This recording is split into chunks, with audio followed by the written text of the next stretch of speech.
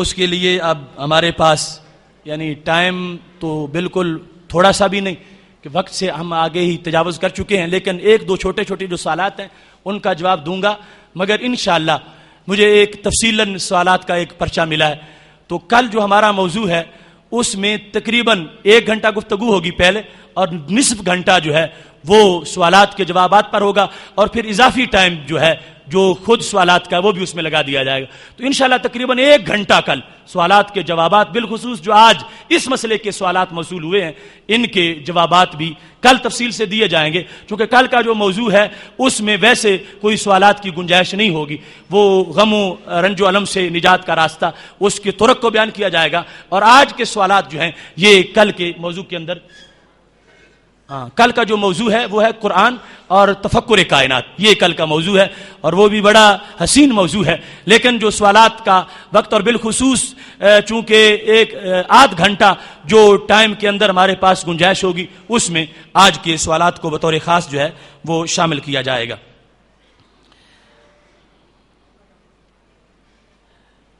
اس سلسلہ میں USA سے جو سوال ہے تو وہ یہ ہے کہ غیر مقلد اللہ کو حاضر نہیں مانتے مگر ناظر مانتے ہیں، سلسلہ میں مقلدین کا عقیدہ کیا ہے؟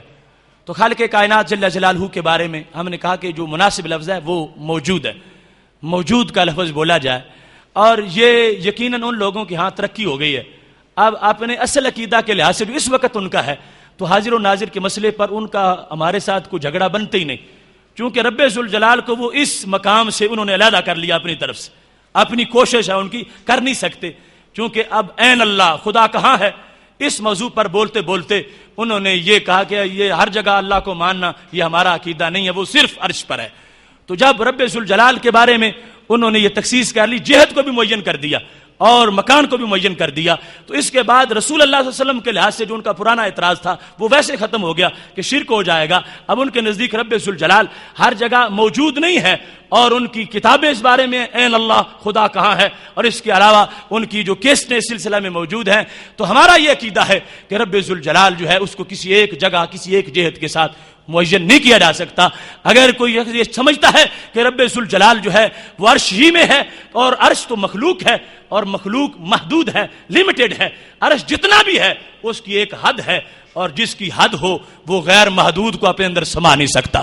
اس واسطے ان کا یہ عقیدہ غلط عقیدہ ہے کہ جس میں وہ رب ذوالجلال کو یعنی ایک محدود چیز کے اندر محدود مانتے ہیں، اور پھر جہت کے لحاظ سے یہ یقیناً ظاہر ہے کہ اوپر والی جہت اعلیٰ جہت ہے، اور ادھر اشارہ بھی کر دیا جاتا ہے، توجہ بھی کر دی جاتی ہے، اور اس لحاظ سے نزول کا لفظ بھی موجود ہے.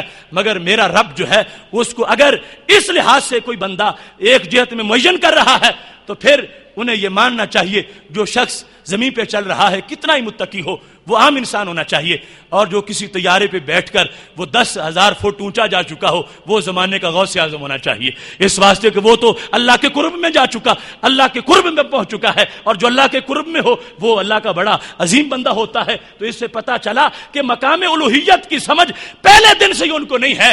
اگر اس کو سمجھنا ہے تو پھر تصوف کی وادیوں سے گزرنا پڑے گا. اس کے ساتھ ہی حنفی ماتریدی عقائد پر ہیں، اور یہ کیا عقیدہ ہے؟ اللہ تبارک و تعالیٰ کی ذات اور صفات کے لحاظ سے یہ ہمارا تفصیلی موضوع انشاءاللہ پھر اس پر کبھی بات کریں گے.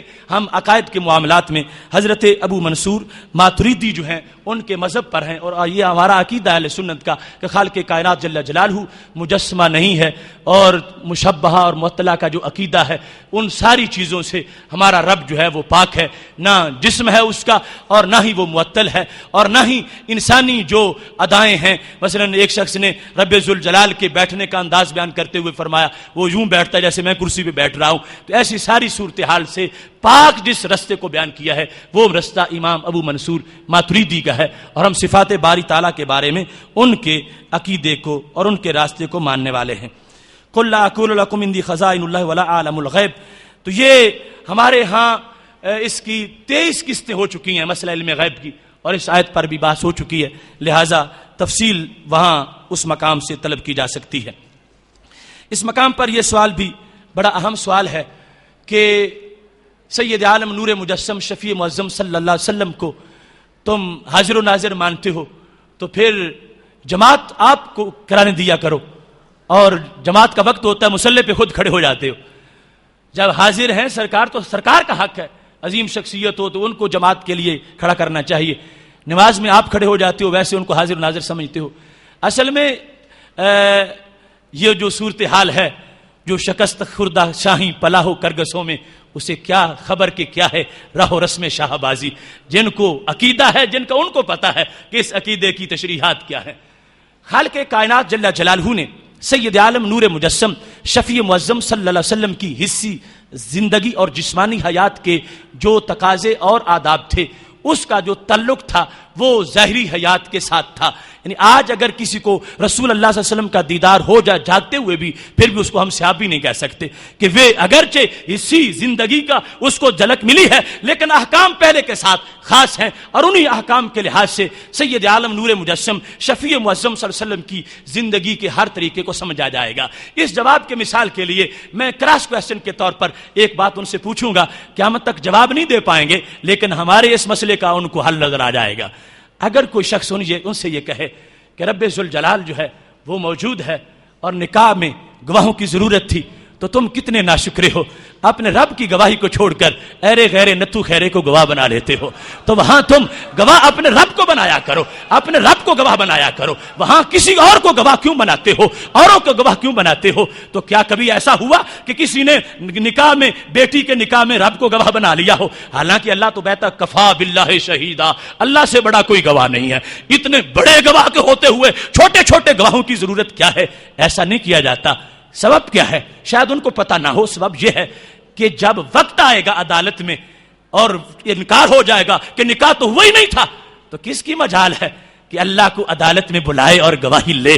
اور ضرورت وہاں گواہی کی ہے جو عدالت میں دی جا سکے. لہٰذا یہاں تحمل شہادت میں کوئی کمی نہیں ہے, مگر ادائے شہادت کے لحاظ سے ہمارے اندر صلاحیت نہیں ہے کہ ہم وہ شہادت پھر منظور کروا سکیں, اس کو بلا سکیں. تو یہ سبب ہے جس کی وجہ سے سب کچھ ہوتے ہوئے بھی احکام کو اس لیول پہ رکھا جاتا ہے جس لیول کو پورا کرنے کی صلاحیت بھی بعد میں موجود ہو.